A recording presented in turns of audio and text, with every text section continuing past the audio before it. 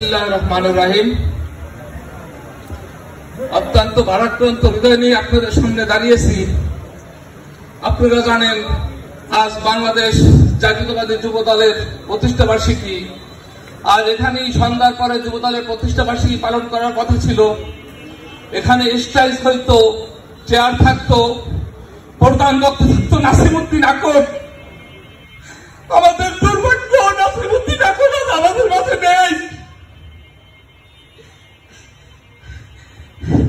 আপনারা জানেন বাংলাদেশ জাতীয়তাবাদী দল, আমিও এই নাসিমউদ্দিন আকনের সাথে দীর্ঘ 26টি বছর রাজনীতি করেছি। তখন আমাদের নেতা ছিল ব্যারিস্টার শাহজাহান ওমর। তিনি কিছুদিন আগে আমাদেরকে ছেড়ে, এই দল ছেড়ে তিনি আওয়ামী লীগে চলে গেছেন। তখন আমরা হতাশায় ভুগছিলাম।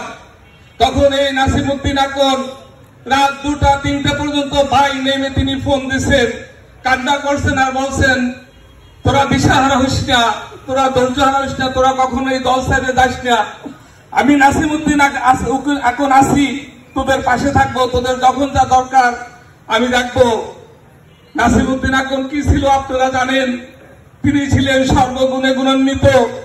তার স্মৃতিচারণ 2-1 ঘন্টা, 2-1 দিন, 2-1 মাসে শেষ হবার নয়।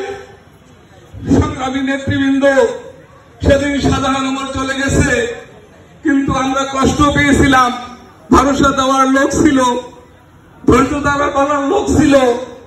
আজ দেখেন, আজ নাসিমউদ্দিন আকন আমাদের মাঝে নেই। আমাদের মনে হচ্ছে আমরা গভীর সমুদ্রে পড়ে গেছি। এই গভীর সমুদ্র কিভাবে আমাদের পাড়ি দিতে হবে, এটা অত্যন্ত কঠিন ব্যাপার। তাই আমি সকল নেতৃবৃন্দকে বলবো, যেহেতু আমরা একটা দল করি, নাসিমউদ্দিন আকন আমাদের হৃদয়ের স্পন্দন। নাসিমউদ্দিন আকন সারা জীবন আমাদের রাজাপুর উপজেলা বিএনপির প্রত্যেকটি নেতাকর্মীর বুকে শ্রদ্ধার সহিত বেঁচে থাকবে। জনাব নাসিমউদ্দিন আকন আমাদের মাঝে সবসময় বেঁচে থাকবে। আর আমি আপনাদের কাছে তার পক্ষ থেকে আবারও ক্ষমা চেয়ে নিচ্ছি। কারণ এত বড় বিশাল একটা বিএনপি পরিবার, এত বড় বিএনপি সংগঠন চালাতে গিয়ে তিনি অনেক সময় আমাদের সাথে দুর্ব্যবহার করেছে, কিন্তু সেটা আমাদের ভালোবেসে দলের স্বার্থে। তার সেই কোনো কষ্ট আপনারা রাখবেন না। তার সব কষ্ট বলে তার জন্য দোয়া করবেন। আর একটি কথা বলে আমি শেষ করব। আমি আল্লাহর কাছে বিচার দেব। আমি আল্লাহর কাছে বিচার চাই যে নাসিমউদ্দিন তার সর্বোচ্চ এই বিএনপির জন্য, এই দলের জন্য শেষ করেছে। সেই নাসিমউদ্দিনকে যারা অন্যায়ভাবে